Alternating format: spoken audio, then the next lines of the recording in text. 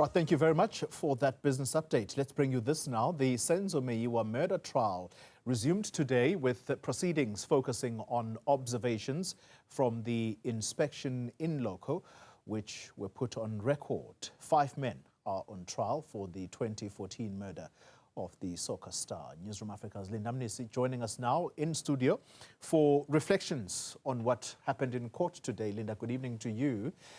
The inspection in loco, there are those of us who may have forgotten already what this was about. Take us back and then bring us some finer details of what came out in court today. You'd recall that the inspection in loco came as a result of an application that was brought by the lawyer of accused number one, that is Advocate Senzo Meyyiwa. After, of course, he couldn't really describe where accused number one said he was assaulted. And even after the state had brought pictures of the area itself, like aerial pictures, he still insisted that an inspection in loco would give the court a clearer view and a clearer understanding of where this alleged assault happened. And maybe you're probably wondering, what assault are we talking about here? This is in response to the allegation that he was assaulted in basically coercion for him to give a confession statement or to confess to the murder of Senzo Meyiwa. You'd recall the trial within a trial, there was a ruling, but at the end of the case, the judge will give a judgment in respect of this particular, or a final order in respect of this particular trial within a trial. So these are some of the attempts to try and throw out or have this confession statement thrown out to take the court to where exactly this alleged assault happened, which he said was in a secluded place. That inspection in loco happened on the 4th of July. This was earlier this month. You would have seen the court being constituted in Vosloorus at the Gold Spot. I know I used a different word earlier on, but it is the Gold Spot in Vosloorus, where he also demonstrated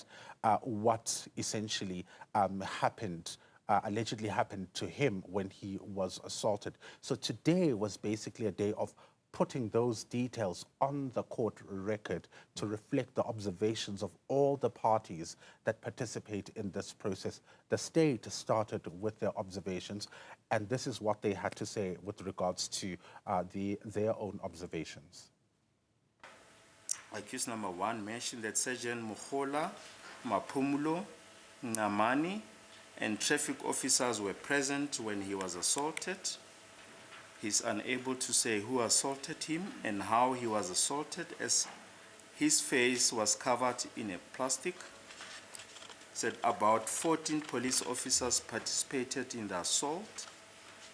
Some were in uniform, some in civilian clothes, and some were Metro police officers. Paragraph 12. On 5 June 2020, the cars came through the same municipality gate and parked at more or less the same spot. Photos 8 to 11 refer. He was made to alight and placed at more or less the same spot as on 30 May 2020. He was made to sit and he was handcuffed from behind, but no leg irons. A plastic bag was put on him and he was assaulted by about 10 or less police officers. All right, so what then the defense said, or the lawyer for accused number one, that's Advocate Senzo Meyyiwa, largely agreeing with what the state had to say in terms of their observations, but there was a particular focus on the the statement that he didn't know how or who assaulted him, and Advocate Mnisi saying, in fact, he knows how and who assaulted him. Take a listen. The line that says who assaulted him and how. It starts with he is unable to say who assaulted him and how he was assaulted. He says he never made mention of the fact that he cannot say how he was assaulted. So what does he want to put on record? That annotation there that says he is unable to say how he was assaulted is wrongly captured. Yeah, What does he want it to be kept? How does he want it to be captured? He says he knows how he was assaulted. So he knows. How he was assaulted. Mm. Yes. And that's it. And who assaulted him? Yes, he knows who assaulted him and how he was assaulted. Okay. Yes. So the state then called only the photographer who took the pictures while the inspection in loco was happening. And at the beginning of proceedings today, all parties indicated that they will not object, and I mean the defense did not object to those photos being handed up, to the court as an exhibit. The role of this photographer was basically to just document what was happening during the inspection in loco. Yeah. So the state led him, and then during a cross-examination, it then emerged, or in fact, he was questioned about, certain pictures that he took the day after the inspection in loco. So the question was, why did you go back to that particular scene the day after the inspection in loco? And his explanation is that he wanted to sort of get a clearer picture, because on the day of the inspection in loco, he was pointed to certain, places, and there were people there. So he wanted to get a clearer view of the places that were pointed out.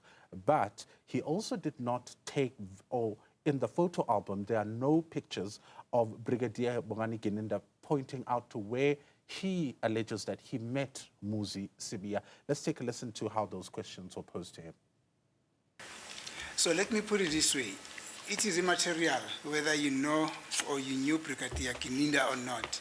But there's a person when we were at the police station, the same person that is described by the court, who was wearing a camouflaged uniform and a mask on his face. He pointed certain points there at the police station.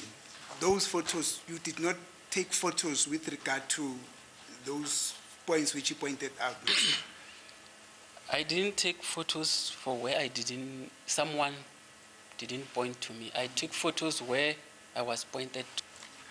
Or in other words, your explanation is, at the first scene, you were requested to take photos because there was a request, but when you went to the police station, nobody requested you to take photos.